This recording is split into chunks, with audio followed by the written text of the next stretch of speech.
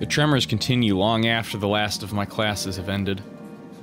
Although none of my students have commented on it, I've caught a few sharing anxious glances every time a pen slips from my hand or my shoulders tense whenever called. How unusual it must be for them to see the normally well-composed Miss Gales become a bundle of nerves. Even the most boisterous ones have given me less grief today. You'd think being on my 4th cup of tea would have provided some sort of comfort. Or is it the 5th? Egad, why does counting matter? The fact that I can't easily shake it off this time should tell me something. The last time this happened, I passed it off as some lapse in my part, after having been sick the week before. And it is a natural conclusion. Those are just stories, a centuries-old lore passed by locals to keep children in line. What place doesn't have those? One of my Da's books even went as far as describe them as a strong part of Isabella's culture.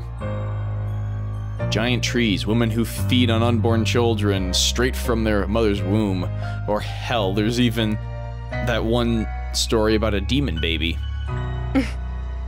all folklore that never had a smidgen of truth in it, most probably told to scare off the natives there back in the old days. Much like every other one in every other place. The world is more universal than people care to think. But looking at it from where I'm standing now, after staring right into the eyes of that woman, after all the things I've been hearing and feeling, perhaps there's really more to that bloody letter than some awful Halloween prank. Finally. Isabella's right all along. Finally, somebody's there with her. A terrible thing if true. Though that thought doesn't linger long, thankfully. Soon, the ringing of my mobile takes my attention away from it. An unfamiliar name flashes before me once the screen lights up and brows knit together. Why would she have Rebecca's number? They gave it to... Somebody gave them their number for... like when they exchange books. Oh, yeah. Yeah. But it was them. I don't remember... I didn't know if they both... Yeah, they did both give him their numbers, that's right. I forgot about that. Marianne McCulloch. Staring hard at the screen, I try to remember when I've entered this person in my contact list. It takes a moment, but then it clicks. My eyes zeroes in on the book lying wide open on my table. Loaned from the library almost a week ago. I met the woman there by sheer coincidence, a fellow history buff apparently. We were after the same book, but in the end she'd given it to me under the condition that I call her once I'm done. To be honest, I've completely forgotten about it until now. Well, I haven't really taken a peek at it until today. Normally I'd be done with the whole volume this size a few days after taking it out, about 1 or 2 depending on how busy I am. But finding a chance to sit down and read through it has been more difficult lately than anticipated. One moment I'm busy simply grading worksheets and attending a movie premiere, the next, then somebody's invited me out for one reason or another. Days later, a friend stops showing up in her flat right after worrying reports pop up in the local news. There simply isn't enough time to breathe and to get a grip on things. I have been flipping through the pages of the said book moments ago, though never really reading anything and merely hoping for a distraction. To no avail. My phone gives out another ring, and this time I do not hesitate to answer. Marianne? Hello! Here I was starting to wonder if it was a bad time to call. Is it? No, not at all. I dismissed my last class a few minutes ago. I'm pretty much free for the rest of the afternoon. Unless something comes up. Is this about last time? The book? Not really. I was hoping to ask you about some other thing. Oh, sure. What about? You grew up in this city, didn't you? It's a peculiar question to ask to someone you've just met, but I answer her nevertheless. I'm more curious where she's headed with this by starting with that. Born and raised, 3rd-generation migrant. Why do you ask? So, you must be familiar with the local lore. The stories? Quite. If I'm going to teach about history, I'd like to think I am, yeah? But a family friend would be a better person to ask. If you want, I can contact him for you. Is it the Professor Andrew dude? I don't remember his name. No, let's just keep this thing between us, okay? It's nothing too big. Alright. I really don't know how else to put this without sounding a bit crazy. But things have been really, odd. Do you remember the mansion I mentioned back when we met? My current project? In hindsight, I should have expected it'd lead to this. She must not have lived here long if she's just asking about this now. It didn't take a week with Isabella when she arrived, but that's Isabella, superstitious down to the last hair. Though, I won't be too far off to think Marianne has only started thinking about this recently.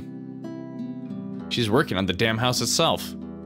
I must admit, even I'm curious now, despite living here for so many years and having so many chances to look it up before. The Ermengarde Mansion, yes? Yes, that one. And, the thing is, oh dear, this is a bad idea. You know what? Just forget I ever called you about this. Nice missing lines. It must have been the sunny weather. It's making me sick and see stupid things. See things? No, wait. It's all right. I don't mind. There's a moment's pause before she responds again. She's right in that this is a silly thing to talk about, especially between what I assume two people who are pretty grounded in their beliefs with regards to these things. I won't blame her if she hesitates. I can't believe I'm asking you about this. It's fine. Why don't you just think of it as some form of research? Well, all right. But after this, we're going to forget we ever had this talk. My lips will be sealed. Now, what is it about the mansion? Just, what do you know about it? The general gist.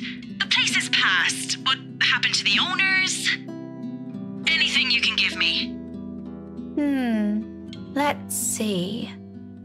To start off, I do my best to give her a concise summary from the time the house was commissioned 400 years ago and who had built it, up to the point it got deserted after the last heir's death, and the deed was passed on to the Ermengarde's newest relatives. Frankly, if it weren't for those urban legends persisting, the house would have already faded into obscurity long ago. Demolished, even. These are all nothing she probably hasn't heard of before, yet there's dissatisfaction in her tone once I finish. That's all there really is to it? as far as I know. There's this little bit I forgot to mention about Lady Charlotte Ermengarde's death, but most of those are just theories. Aside from that, this is really everything we've been teaching all these years. Should there be anything more? No mention of any other weird stuff? Other crazy stories? Or a letter of some sort? The letter? My blood runs cold. Any warmth and comfort the tea I've drank has given me prior has instantly been drained out of me. The phone creaks softly as my light hold on it turns into a firm grip. This whole little bullshit is starting to turn into more than a coincidence. None that I've heard or read of. What does a letter have to do with this? Oh, no. It was just something I came across. Ignore it. Random thoughts, you know? By the way, I need to run. Thanks for answering my questions. She ends the call abruptly, with only a clipped goodbye, leaving my mind heavy with even more thoughts. The mood around my classroom has gone considerably denser in the light of what little I've gleaned in that conversation. I don't think Marianne's lying about her intent. Her interest is genuine, I'd give her that, but she's left a lot of things out. I get the sense she only asked because something's happened around her too, and if she hadn't mentioned the letter, I probably wouldn't have made the connection. Just what the hell did we get ourselves into? Of course, there's still a lot of confusing details in this. A lot of these are just assumptions. No concrete conclusion to be formed with what we have, and if we want to find out what we're really dealing with, I think Marianne's right. There might be something more to these stories, as absurd as it sounds. The very place that gave us that letter might tell us something beyond what we know. And tomorrow night, I have a few hours of that chance at the housewarming party. Totally not an exciting thought, since the place is privately owned now. I can't just wander around. But it's enough reason to keep the dread at bay as I step out of the room, ready to put an end to this day. However, all those good vibes disappear into thin air when I run headfirst into Luke. There's really something in this man. Regardless of how much my opinion of him has changed over the span of a few hours, he simply blasts through every good impression people have of him without care or thought. He doesn't even need to open his mouth, his mere presence does it. In all honesty, I think he's the kind of guy only a mother can love. You're still here? Obviously. Who do you think's standing in front of you? An ass. Oh, come on, Daisy, you've done better than that. Losing your touch? Luke, I don't have time for this. I'm heading home, and your face is the last thing I want to see before I leave. What do you want? But lately, I notice his hand. Partly raised, almost poised for a knock. At a slight lift of an eyebrow, he quickly drops it to his side and turns to Kylie. She's standing a few steps away from him, holding her hands behind her back and toying at something on the floor with the tip of her shoe. Then he proceeds to make vague gestures at me and the child. He resembles a fish flopping for air with the way she's moving his arms, though I think he's trying to urge her to speak up. Munchkin, I thought you wanted to tell her something. You do it, Tio. This wasn't my idea, darling. Don't worry. I won't tell Tia what you told me the other day. And this morning. Luke exhales, rolling his eyes at the ceiling and maybe praying for the universe to grant him more patience. He knows a losing battle when he sees one. He may act worse than a 5-year-old throwing a temper tantrum at times, but he's no match for an actual child. Nothing better than being served a dose of his own medicine, huh? Once his frustration has been promptly let out, he points a rude finger at me. I do my best to stare the offending digit down, but I can already hear the demand before it's even out of his lips. You, come with us. What makes you think I will? Because little Rugrat here is upset and worried, and it's your bloody fault. I've no idea what happened this morning, but if you don't come with us, I won't be hearing the end of it from her. So do me a favor, Daisy, and just be glad I'm inviting you. You're asking for a favor, and you can't be bothered to be polite? I don't know. It's been a really busy day for me. I kind of miss my couch. Daisy, you just say yes. Pause follows, almost too dramatic. Afterwards, his face twists into something between a grimace and a smile. As it happens, he appears like he's in a lot of physical pain. You'd think the man is getting an aneurysm by simply being polite. Please? Tio said it'll be his treat. What? I said no such thing, Munchkin. I only agreed to this because you requested it. I'm under no obligation to feed her. I promise I'll be quiet the next time I visit. Oh, all right, but just one meal and make it the cheapest. He and Ashton will get along famously on that department. On a different front, the offer of free dinner does sound enticing, however, half-heartedly given it is. Mostly because Kylie has wisely put on her puppy eyes by the second I find all my choices slipping away from me. See, Miss Pink? It'll be fun! You don't have to feel sad anymore, okay? Oh, well, My mobile buzzes from my pocket, cutting me mid-sentence for a second. I'm spared from the act of giving an answer I'll regret either way. Fishing the gadget out, I wave a hand at him and excuse myself. A disgruntled expression is on Luke's face before I turn away. I'd be lying if I say it didn't amuse me. He's as eager to be done with this as I am, but what can I do? Checking a message from Ashton shows up.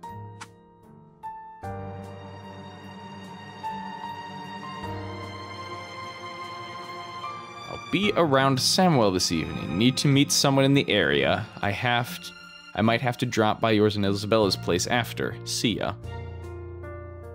Just the usual. Unlike what he does to Zachary, Ashton has the decency to let us know when he's dropping by or he's in the area for some business. From the way it's phrased, it sounds to be the latter. Either way, I'm glad he's at least aware of that boundary. Not that Isabella's ever going to let him leave the building unscathed, if he ever pulls the same stunt he does with the other man. I cringe to imagine what she'll do to him. Sighing, I slip the gadget back to my pocket. But looking up to see Luke's utter impatience on his face, I'm now face a different dilemma. The two of them are still waiting, and knowing the kind of person Luke is, he's already a grand gesture of goodwill coming from him. All to please his godchild. His denials aside, it's easy to tell he's really fond of Kylie from his actions alone. I kinda hate to ruin that. Well, Daisy, we're waiting here. On the other hand, there's Ash. His message doesn't exactly imply he's going to wait or he's going to expect me to be there, but there are matters I hope to discuss with him in person, to put it simply. Housewarming party matters.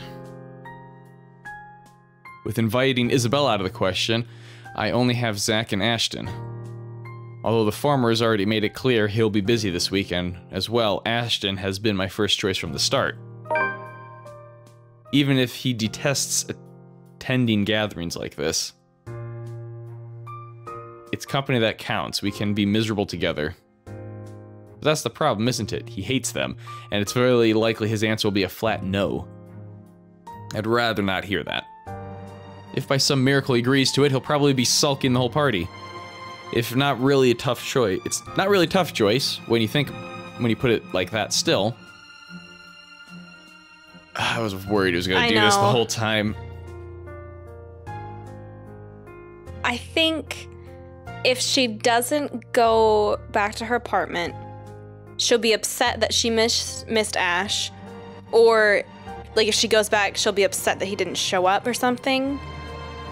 I would just hate for her to miss him because she has such a strange relationship for him, and I feel like I would hope that they would be able to discuss whatever's been going on. I don't know. Right. I want her to meet with Ash and like, hey, this is what's going on. I feel like that's not gonna happen though.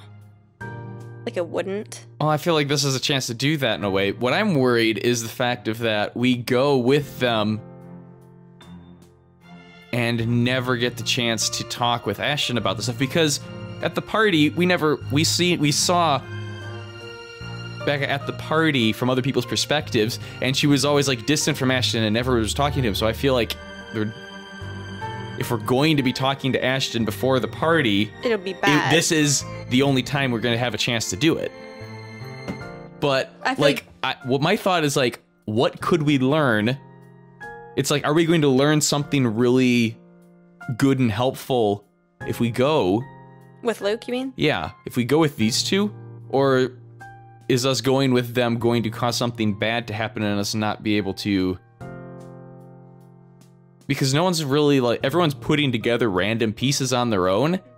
No one's come together with each other because they're all afraid that they're gonna sound like some totally messed up and insane person. Can we look at her relationship tab?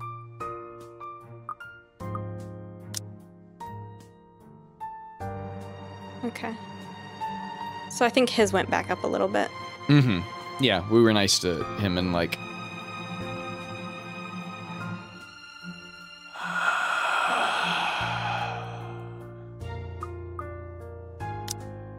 I don't know. I feel like if we just go home, Ashton probably won't even show up. Because I forgot he was at the party, and I feel like... Yeah. So did she ask him, or was he going on, like, police business or with someone else? Or... Because they weren't I hanging feel like out. we should go home. I just don't feel like I don't like the idea of going with them. Why? Kylie's like constantly always being possessed by ghost things, and we're going with Luke, and I don't. Why they should have done? They didn't do a good job of explaining why we're having food together. It's an apology. Kind of. Kylie said she was worried about Miss Pink. Oh, we're fine. Okay. I feel like it. Whatever, I don't care. I just feel like I'm scared. That's what's going on. I don't know really. if we'd learn anything from going with Luke's, but at the same time, I feel like if we go home, Ashton won't even show up. That's the feeling I get. Because what day are we on? Can we look at this schedule? Today is... I want to. We think we're still on the 27th. We're still on the 27th. Yeah, What was so new thing? That tomorrow's was the locker. party. Yeah. No, tomorrow is the party. Yeah. Because I want to know what... Career day. Like, if there's anything about what Ash has been doing today yet. We haven't seen much of anything from him. I just didn't know if with the other people. When was... Yeah, okay, so the 29th is when they go to see Zach. Let's just go home then. Yeah, Maybe. I feel like I have other things to do. Is the... At the same time, though, Okay. I'm curious what happened that made Luke show up late to the party and drunk. Like, I guess it's already happened, though, so we can't do anything to change it, obviously. Yeah. And I don't want to be the cause of it. Mm-hmm. Let's just go home, whatever. I want to just go home. It's such a me thing to do. Tough when you look at it closely. It isn't such a difficult decision to make. So I want to see, did that make it go down, the relationship? Let's finish the scene. Ugh. Fine, I'll look. Yeah, a little Yeah. bit. I thought maybe he'd be happy. Barely made a difference. First and foremost, no matter where I look at this, it is inappropriate to some degree. Disregarding Luke's honest intentions, I've only known the man for a grand total of 2 days, including today. If I'm going to be thoroughly specific, I'll give it a grand total of around 10 hours. By all means, that's not enough reason for me to join them for dinner, even if he says Kylie's the one who requested it. To other people, it won't appear as innocent as he makes it out to be, and if there's one ugly thing about this city, it's this place's penchant for inane gossip. One little spark, it'll spread like wildfire. Who knows how far it'll go, how many ears it'll reach? What if Ashton hears about it? I'd rather not think about the consequences to that. There you go. I've got enough on my plate lately as it is, being an entire center of a rumor mill along with this man, in whatever form it takes, sends unpleasant chills down my spine. My answer must have already shown on my face, as Kylie's smile immediately dissolves into a pout. You're not gonna join us, are you? Maybe next time. I'm sorry, Kylie. I'd love to, but I have other things to do. Another time, maybe? A friend just texted me about something urgent, and he wants to meet tonight. Just say it's a date, Daisy. A little rugrat will understand. She's not an infant. No need for blatant lies. Heat instantly crawls up my face at his baseless insinuations. Oh, what I'd give for another chance to put a real dent on his skull. What even gave you that idea? And even if it is, why do you care? Stop sticking your nose in other people's affairs. Oh, your face says it all, woman. You think I won't recognize those longing looks? There isn't a look, there isn't a look, all right? Sure, whatever helps you sleep at night, Daisy. You already have a story written inside that head of yours, don't you? Oh, please. It's not that interesting. The color of your face does suit you, though. Matches the hair. Well, come on now, Munchkin. I'll just buy you an extra glass of that parfait. With extra strawberries? I'll get you a basket full if you want. As long as you behave. And no complaints if they don't have enough syrup again. Deal? Deal. Have fun with your date, Miss Pink. Luke's already leading the child away before I can correct her. Upon reaching out of the hall, however, he doesn't miss the chance to shoot me another look, one of those infuriating winks. Does he really think women enjoy those? I'd sue him for harassment if I can. Yeah, I can't speak. Sue him for harassment if I can. That's harassment. Oh, yeah. Although I must admit, the two of them walking together, hand in hand, is an endearing sight in itself. He says he dislikes the idea of having children of his own, but it's easy to see some part of him genuinely wants them. What's stopping him? Something to mull over along with every other confusing and frustrating thing about this guy. Some other time, though. Ashton's waiting.